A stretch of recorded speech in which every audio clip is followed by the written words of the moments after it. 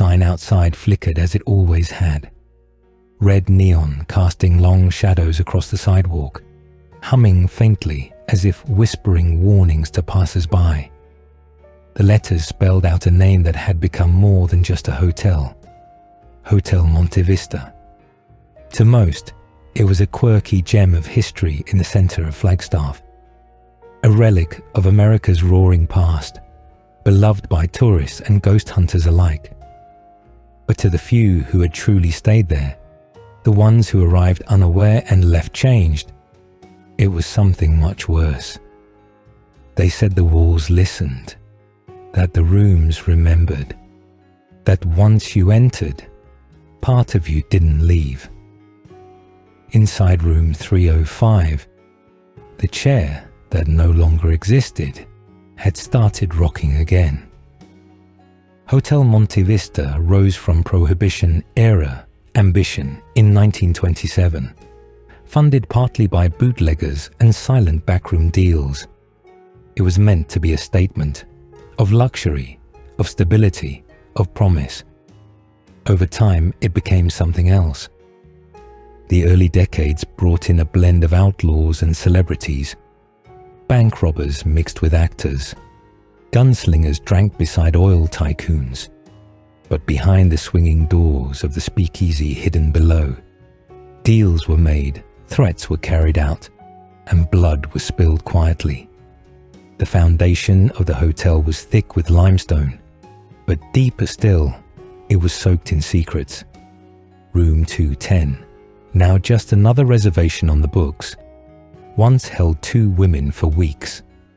Prostitutes, as rumors say. They were found lifeless, discarded, and left to rot behind a locked door that no one questioned. Their deaths weren't investigated deeply. The air vents in that room have carried voices ever since. Whispers in the night, sometimes laughter, sometimes cries. Room 305 housed a long-term resident, a man who barely spoke, barely moved, save for the time he spent in a creaking wooden rocking chair by the window. One winter night, he passed away silently in that chair. No one noticed for days. When they removed his body, they removed the chair as well.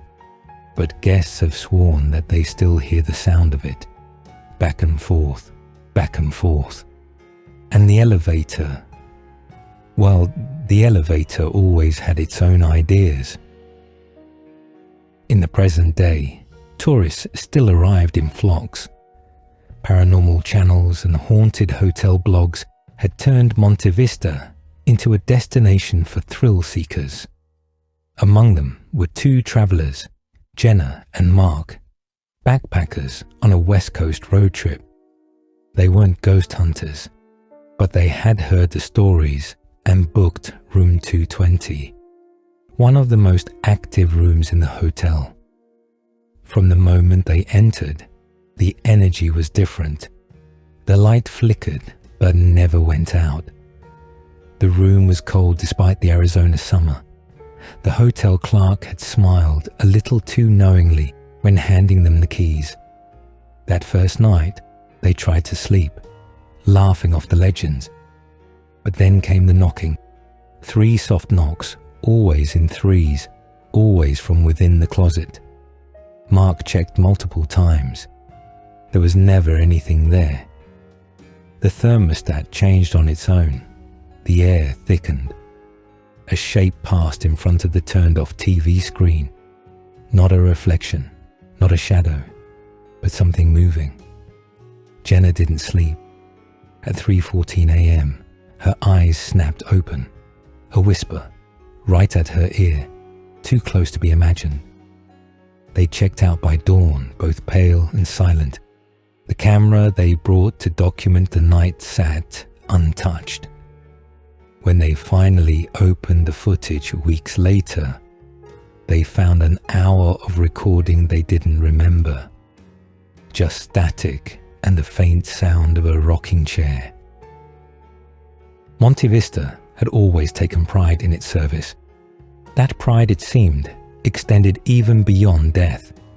Long ago, A bellboy worked the halls, friendly, clean-cut, always punctual. He vanished in the late 1930s. No one remembers how, but his memory never faded. Guests in room 210 and nearby suites have often reported phantom knocks followed by a soft voice through the door. Room service. When they check, no one is there. When they call the front desk, no one had been sent. In one case, a woman staying alone said she heard the doorknob turn. She hadn't locked it, something she regretted immediately. When she bolted upright, she saw a young man in a faded red bellboy jacket standing near the foot of the bed. He didn't speak, just stood, watching, his face blank and unnatural. She turned on the lights. He was gone, but the footprints remained on the rug. Staff, when asked, admitted to seeing the bellboy on the security feed, only for him to vanish mid-hallway. They never speak of it unless asked. And when asked, they don't smile. The ghost doesn't appear to mean harm, but he appears, and he knocks. Renovations had modernized the hotel. Wi-Fi, key cards, security cameras, all installed to bring the Monte Vista into the 21st century. But ever since the upgrades, the old spirits seemed louder. Room 305 remained the nexus. Cameras outside its door captured movement even when it was unoccupied.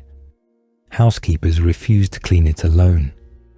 One left the hotel entirely after hearing a voice whisper her name from an empty bathroom.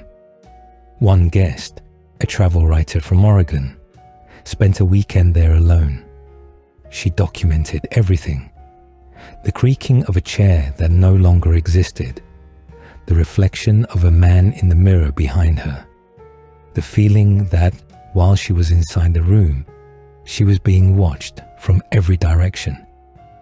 She later wrote, "I believe room 305 is a seam in time, where the present doesn't fully mask the past.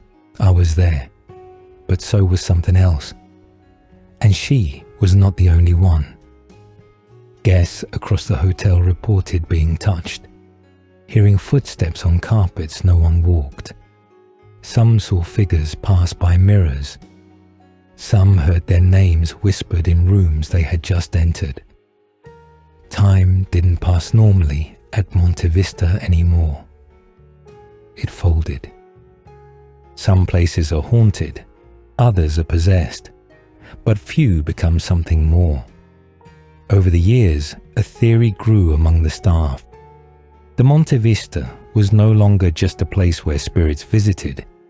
It had become sentient. The hotel remembered its past. It remembered its pain. It fed on energy. Guests who stayed too long often left with unexplained sickness, nightmares, or changes in behavior. Some refused to talk about their stay. Some left items behind, including journals filled with phrases they didn't remember writing. The mirror in room 217 cracked during a thunderstorm, but only on the inside of the glass. A camera on the third floor caught doors opening and closing for 3 hours straight, with no one nearby. Guests in room 220 described waking up paralyzed, with the sense of someone kneeling on their chest. And always the elevator. It moved in the night. It opened with no one inside. And sometimes, just sometimes, it opened and something got out. To this day, the Hotel Monte Vista operates as usual. Check-ins, keys, smiles at the front desk. But those who know. You don't stay there to sleep, you stay to see. But remember, the hotel watches, and sometimes it keeps what it likes. If you think this story is over, think again. Darkness doesn't end, it waits, and the next one might be closer than you think. Subscribe before it finds you first.